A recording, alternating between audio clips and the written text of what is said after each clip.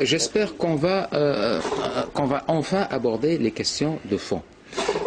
J'approuve ce que vient de dire Maître Kilani dans les propos généralement et toujours été modéré et bien sage. Mais il dit qu'il n'y a pas de débat et qu'il y a des atteintes aux libertés et aux droits de l'homme. Vous approuvez ça? J'ai entendu ce qu'il a dit. Et vous l'approuvez? J'ai entendu ce qu'il a dit par rapport maintenant à d'autres avocats.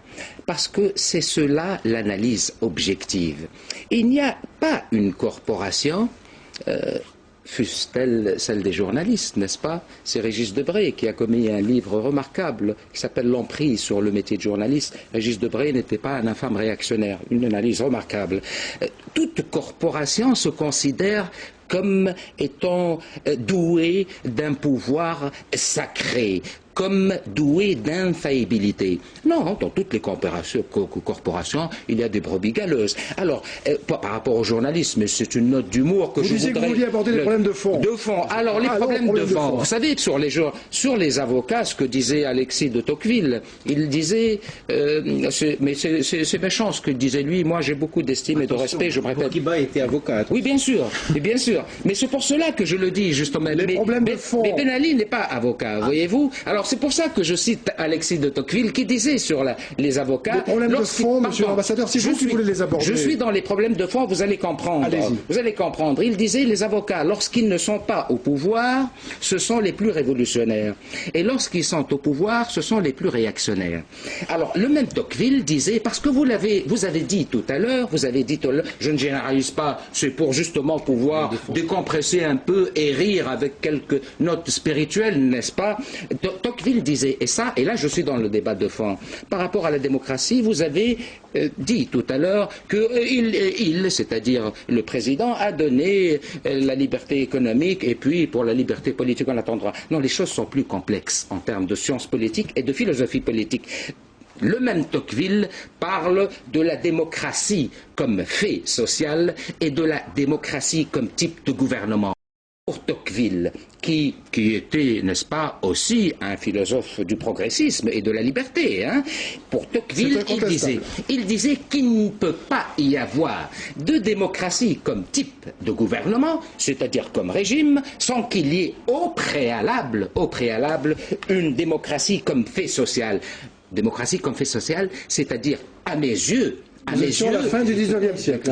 Non, à mes yeux, mais Tocqueville est toujours, vous savez, d'une actualité brûlante. Maintenant, je vais vous dire, en deux mots, qu'est-ce qui...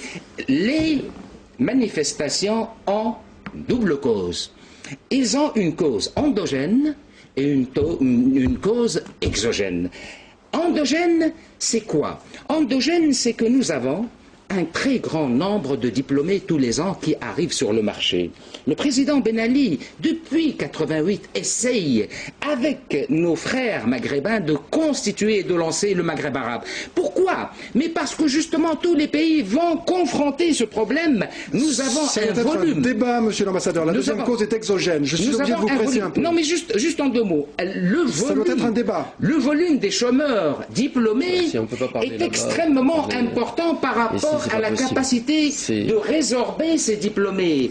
Le marché tunisien, exactement, le marché tunisien ne peut pas les absorber. Ça, ce sont l'une des causes endogènes. Maintenant, vous savez, il a beaucoup de mérite, ce président, d'avoir fait le choix stratégique de l'éducation pour tous, et c'est un choix dès 56.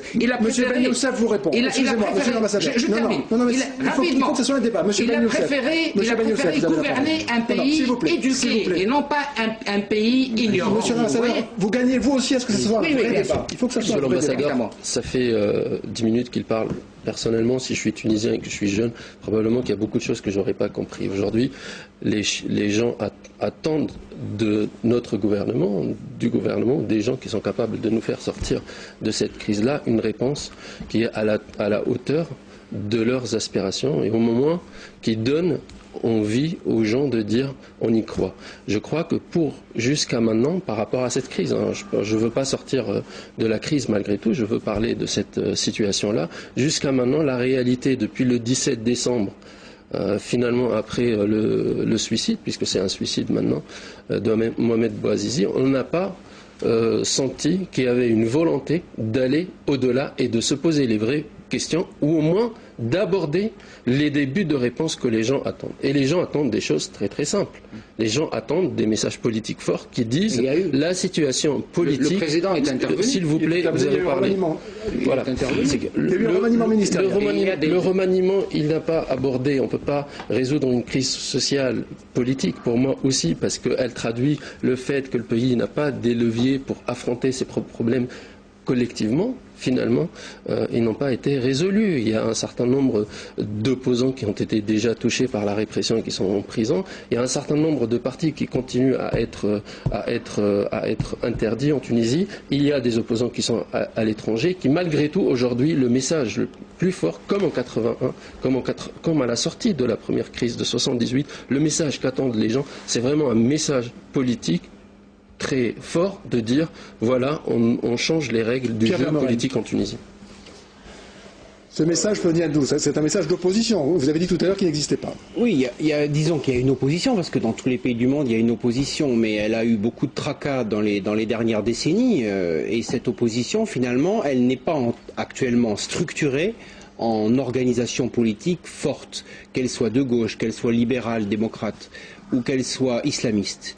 Il y a bien sûr des courants et des tendances dans ces trois parties de l'opinion publique, mais il n'y a pas de parti de leader de force. Du coup, Pourquoi? Parce qu'elle est divisée? Parce qu'on est face à un régime qui a...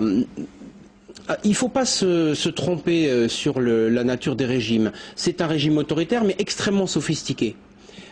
Qui a une maîtrise de la technologie, qui a une maîtrise de la science politique, qui a une maîtrise du tissu social tunisien et des sociétés tunisiennes, que ce soit la vieille société tribale ou la société tunisoise et urbaine star. Donc c'est par différents mécanismes relativement subtils, le gouvernement, pas toujours subtil, mais souvent subtil, a réussi finalement à écarter, à discréditer, à minoriser, à presque détruire finalement les oppositions. Or, on voit aujourd'hui qu'il y a un surgissement spontané, pas spontané, etc. Peu importe, mais il y a un surgissement, il y a un bouillonnement dans la société.